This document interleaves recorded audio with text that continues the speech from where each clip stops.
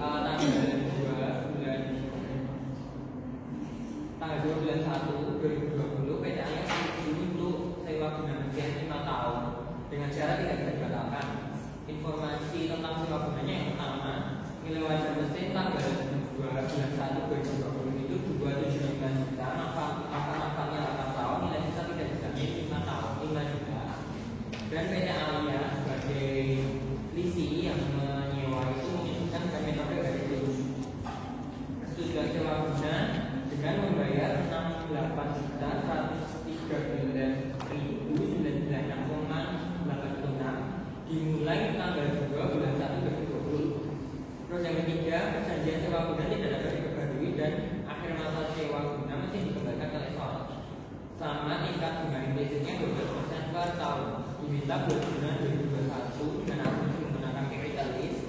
Sama kalau yang kedua, jika akhir masa sewa PT Alia membeli mesin seharga 10 juta buat guna sama penyusutan mesin jika nilai sisa mesin diestimasi 1 juta. Oke, yang pertama buat tabel amortisasi listnya dulu. Kalau tabel amortisasi itu sama kayak kemarin amortisasi utang itu hampir sama. Buat yang pertama itu tanggal 2 bulan 1 2020. Kalau ada bedanya itu karena kalau leasing itu pas di tanggal transaksi itu dia langsung bayar pembayaran sewanya. Buatnya itu dari saldo utang sewa gunanya dulu 275 itu yang ini nilai wajar mesinnya 275. Terus di tanggal yang sama itu bayar sewa untuk tahun yang pertama. Karena kamu bayar dulu baru bisa pakai 68.113 itu yang ini persetujuan sewa gunanya 68 juta.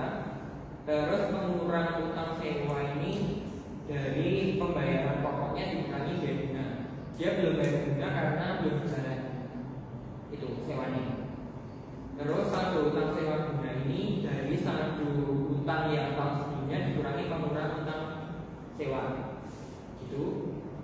Terus buat yang 2021 itu dia mulai dari bunga. Bunganya itu dari ini 12% per tahun dikali saldo utang sewa guna yang tahun sebelumnya. Itu. Terus nanti ke bawah.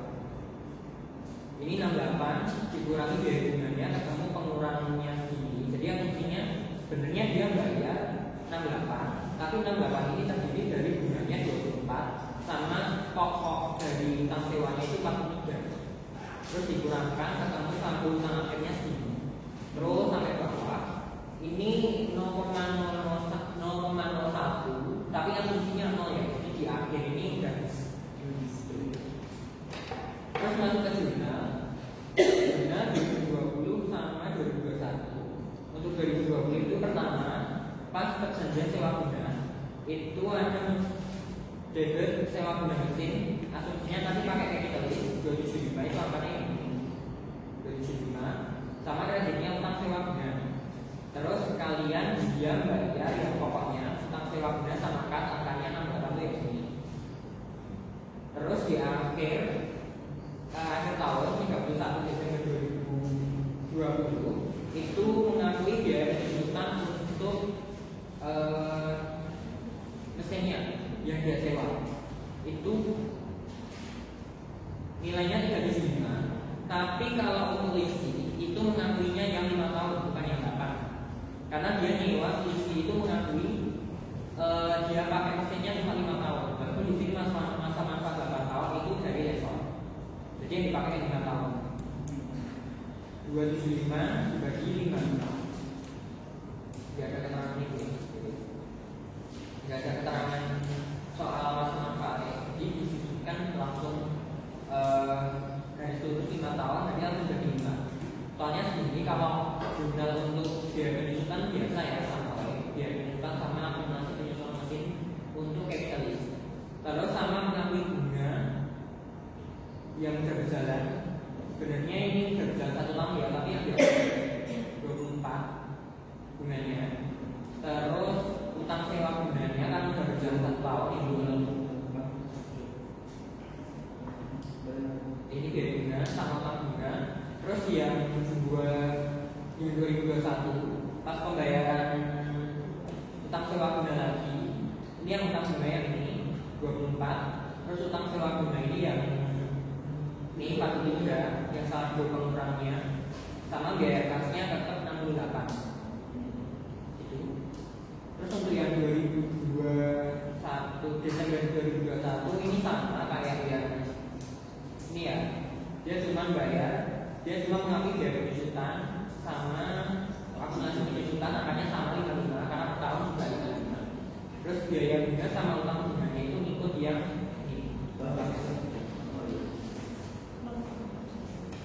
Itu. Terus yang kedua, jika akhir masa sewa guna PT Alya membeli 10 juta 2 jurnal sama pengakuan penyusutan mesin. Nah, di akhir itu ceritanya dia beli aset sewanya yang sudah dia sewa. Berarti dia beli mesin itu mesinnya tambah 1 juta karena keterangannya kan jual 10 juta. Terus untuk sewa gunanya karena udah berakhir, makanya buat yang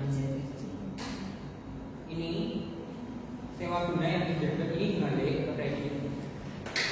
Iya, balik. Terus buat akumulasi penyusutan mesin yang diakui per tahun itu juga dibalik. Itu. Terus karena dia beli mesinnya ini 10 juta, maka kasnya keluar 10 juta. Itu.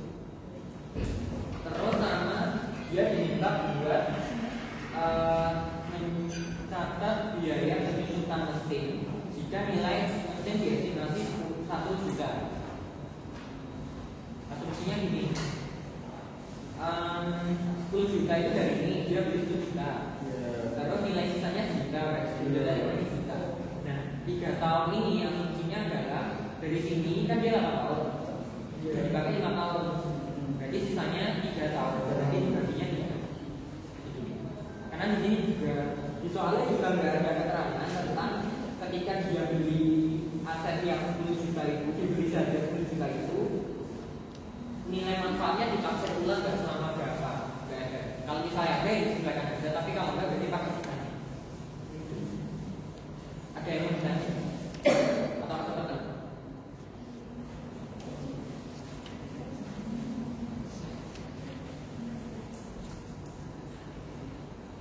Kalau nggak ada, tangan lagi.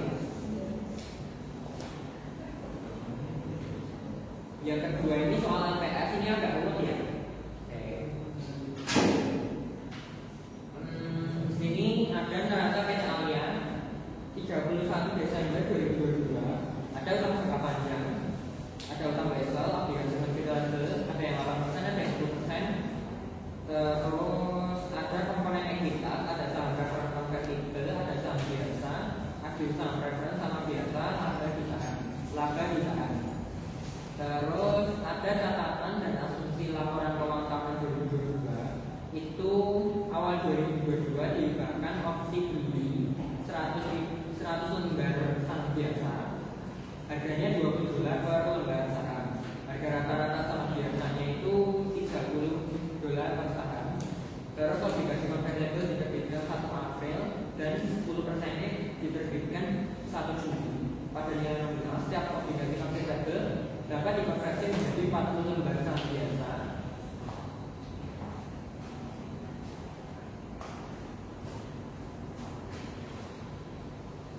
Nominal obligasinya 1.000 per lembar. Terus yang ketiga, saham reference diterbitkan 2022 dan setiap saham reference dapat dikonversi menjadi 4 lembar saham biasa. Untuk pada rata-ratanya 20%. Terus laba bersih tahun 2022 aja itu 1.500.000. Kalau yang laba di tahun ini itu totalnya. Tapi kalau yang 2022 itu cuma 1.500.000 aja. Terus tidak ada opsi obligasi atau saham yang dikonversi selama 2022. Sama ini aktivitas saham bersih. Oh ya.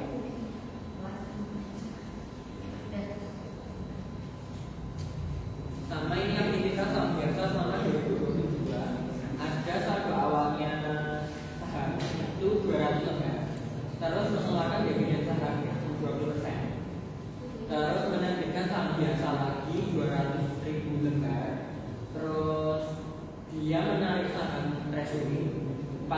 ribu lembar sama menerbitkan saham lagi 100.000 lembar. Terus untuk soalnya dari informasi ini hitung LKS dasar sama LKS distribusi 2022. Oke, yang pertama kita cari dulu laba residualnya itu berapa. Jadi laba residual itu laba bersihnya 2022 yang ini $1.500.000 dikali sama dividen saham preferred 10% kali 2.250.000 10% itu kan itu ya ini saham preferred itu 10% saldonya 2.500.000 ketemu 250.000 dikurangkan laba residualnya sekian. Terus ini ada rata-rata tertimbang usaha beredar. Yang ini saldo awal tahun 2022 itu 200.000 lembar. Asumsinya 200.000 lembar ini beredar dari tanggal 1 Januari 2022 sampai dia mengeluarkan dividen saham tanggal 31 bulan 3 sampai 31 Maret 2022. Nah, tanggal 31 Maret dia mulai mengeluarkan dividen saham 20% dari 200.000, jadi ketemunya 240.000. Nah, penyesuaian saham ini itu ada kalau perusahaan menerbitkan dividen saham. Jadi asumsinya saham ini itu sebenarnya sebesar yang ini standar. Jadi asumsinya saham yang 20%-nya yang selisih yang 240 itu sudah beredar sejak 1 Januari sampai 31 Maret yang 20%-nya. Makanya disesuaikan ditambah ke 20% jadi 1,2. Paham? Ini memang dari berbalik. Tanggal 31 bulan 3 mengeluarkan dividen saham 20%. 20%-nya itu kan 40.000. Dan asumsinya 40.000 dividen saham ini itu sudah beredar sejak tanggal 1 sampai 31 Maret. Makanya ini disesuaikan. Tuh. Jadi kalau misalnya mungkin dividen sahamnya di sini 20%, dan ini dikali 1,2.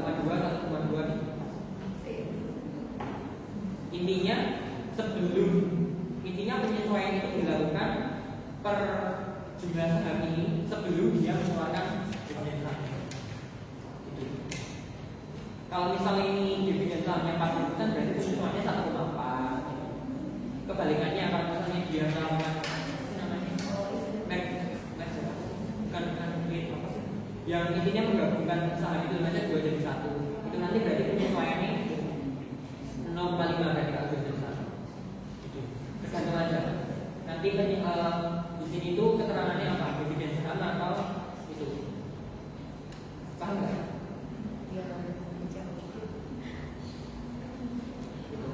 Sama termasuk split saham juga. Split saham. Jadi saham 1 dan 2. Itu kan ada ya. Nah itu nanti juga disesuaikan. Asumsinya saham yang dia split itu udah beda sejak sebelumnya. Itu. Terus yang ketiga, oke, ini tanggal 31 bulan 3. Terus sampai transaksi berikutnya itu tanggal 1 bulan 10. Berarti yang 240.000 ini beredar sejak 31 bulan 3 sampai tanggal 1 bulan 10. Nah, terus tanggal 1 bulan 10-nya dia menerbitkan lagi 200.000 lembar. Jadi 240 ditambah 200.000 jadi 440. Terus 1 November ini biasanya ditarik, tadi dikurangi 450. Terus tanggal 1 Desember ya. 1 Desember 31.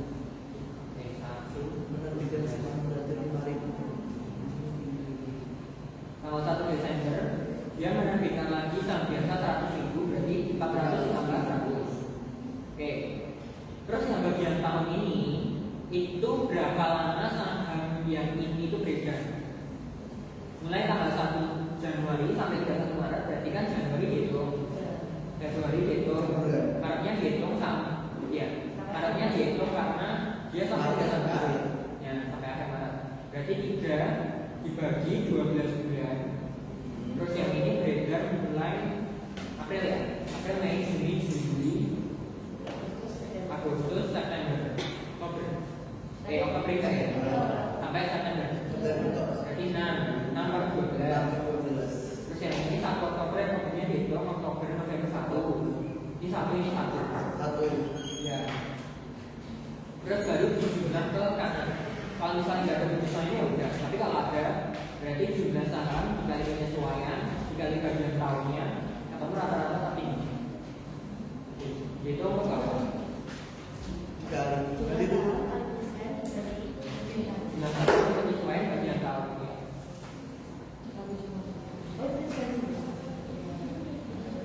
Terus dijumlah ke bawah. Gitu, paham nggak? Mas tadi penyesuaian 1,2 dari mana mas? Penyesuaian yang 1,2 ini ada dividen saham 20%. Asumsinya dividen saham yang 20% itu udah beredar sejak ini.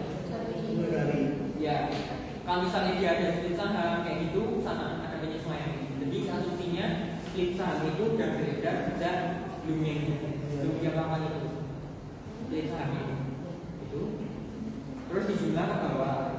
Rata-rata tertimbangnya ini 291.667 lembar. Oke. Terus yang pertama itu ngitung LPS dan satu dulu. Yang pertama adalah bersih. Laba bersih 2022 yang ini 1.500.000. LPS berapa mas? LPS. Laba bersama. Terus buat dividen sahamnya ini ya sama yang kayak atas ini diketahui 10% dividen saham reference dikali 2.500.000 ketemu 250.000 berarti jumlah laba akhirnya itu 1.250.000 terus dibagi sama jumlah saham yang beredar ketemulah LPS dasar laba per saham dasar. Nah kalau di definisi di Lucy itu sebenarnya penurunan nilai saham, penurunan nilai laba bersaham gara-gara saham yang beredar itu berubah. Karena kan saham beredar laba bersaham itu laba dengan jumlah saham yang beredar. Tapi kalau misalnya saham beredarnya itu berubah, mesti laba bersahamnya juga berubah. Nah, kalau misalnya gara-gara perubahan saham beredar ini nilai LPS-nya ini sudah turun, itu disebut divisi. Tapi kalau gara-gara jumlahnya berubah kok malah naik, itu disebut anti divisi. Ya. Oke, yang pertama ada opsi. Ini ya, digunakan opsi untuk membeli 100.000 lembar saham biasa. Dampak terhadap labanya nggak ada karena ketika dia mengeluarkan opsi ini nggak mempengaruhi labanya, jadi labanya nggak berubah. Ada dampak terhadap saham yang beredar.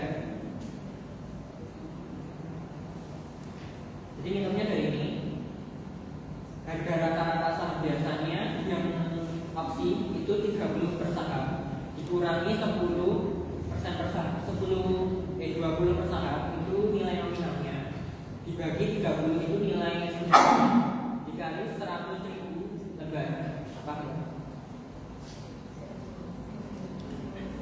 30 itu yang ini harga rata-rata saham biasanya. Terus dikurangi nilai nominalnya, dibagi 30 itu harga rata-rata sahamnya. Terus dikalikan sama 100.000 lembar. Itu. Ini ketemunya 3. Nah, terus dari yang saham beredar yang ini ditambahkan dijumlah ke bawah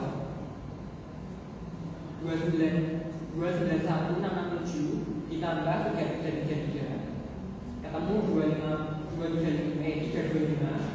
Nah, terus untuk LPS nya ini 2 yang ini dijumlah ke bawah 1.350.000 dibagi jumlah saham yang beredar, ketemu sekian. Nah, karena LPS yang setelah opsi ini di bawahnya LPS dasar, berarti dia tinggi.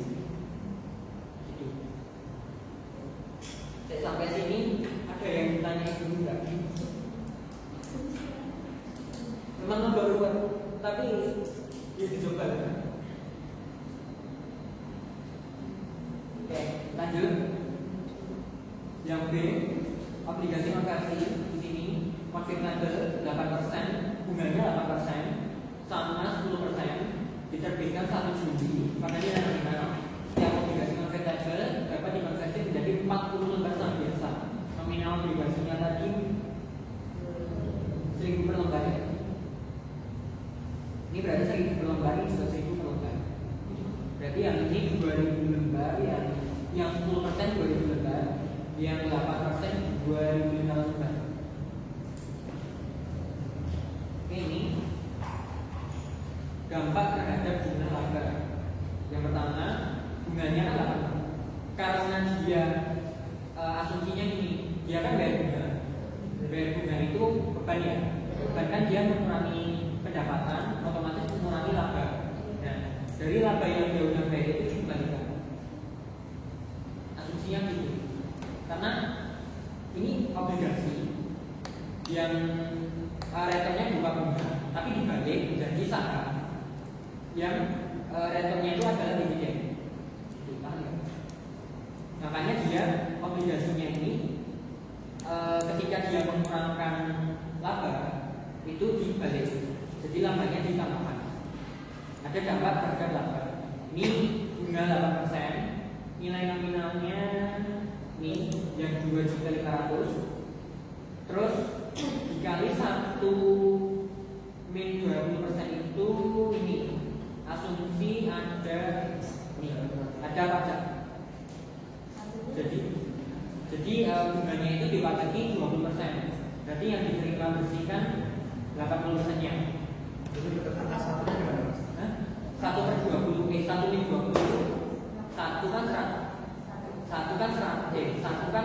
1,00 dikurangi 0,20. Ya ini kan itu apa namanya, cuma jumlah pajaknya aja. Jadi 200.500 dikali 8% itu bunganya. Nah, dikurangi pajaknya 20%. Jadi asumsinya cuma ya intinya bunga yang dia bayar dikurangi pajak 20%. Ini 1 min 20% kan sama aja 1 dikurangi 20% kan 0,2. Jadi hasilnya 0,8. Nah, sekian. 8% dikali 2.500.000 terus dikali 80%, atau enggak dikurangi 20% ya bisa 20% dari ini tadi. Itu di jumlah bawah. Terus ada dampak terhadap saham yang beredar. Tadi kan obligasi yang 2.500.000 ini itu nilai per lembarnya kan 1.000. Berarti 2.500.000 dibagi 1.000 ketemu 2.500 lembar. Setiap satu lembar dikonversi menjadi 40. Berarti 2.500 dikali 40 ketemu 100 ribu. Terus ini sama di jumlah bawah, ini juga di jumlah bawah. Terus laba akhirnya dibagi sama jumlah saham yang beredar. Itu ketemunya sekian. Karena 3,32 ini lebih kecil daripada 3,85, maka disebut selisih. Itu ya. Yang obligasi konversi juga sama. Ini tadi yang 10%. 10% itu berapa? 2 juta ya. Ini harusnya 2 juta.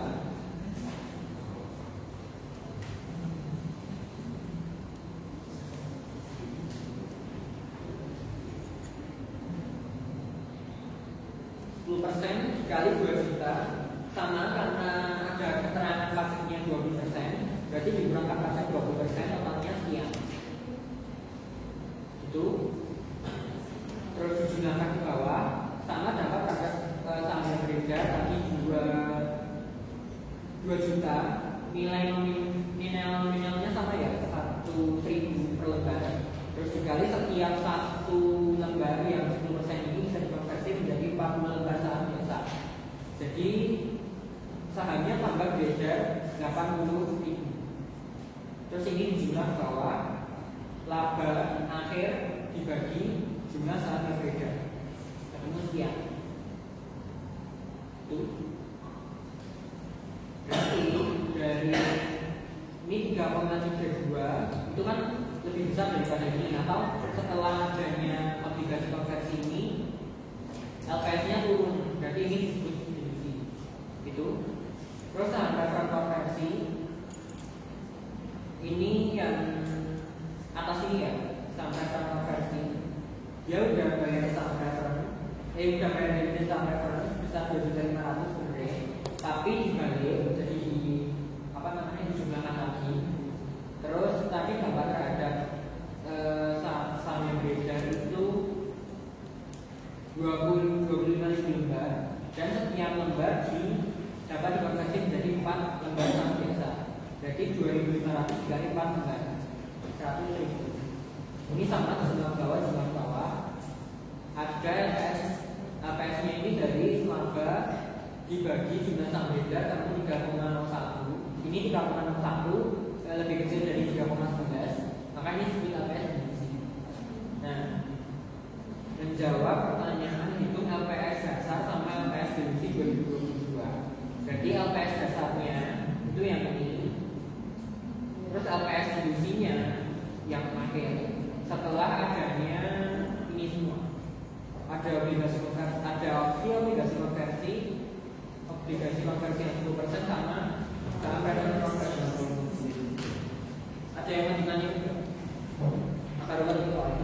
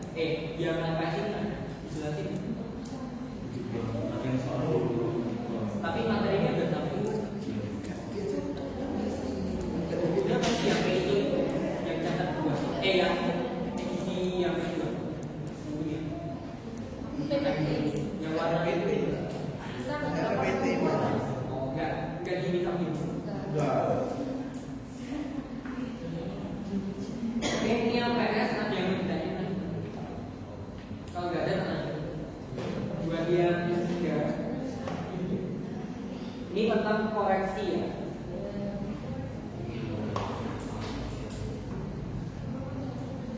Mungkin koreksi ini nggak dijelasin di kelas ya.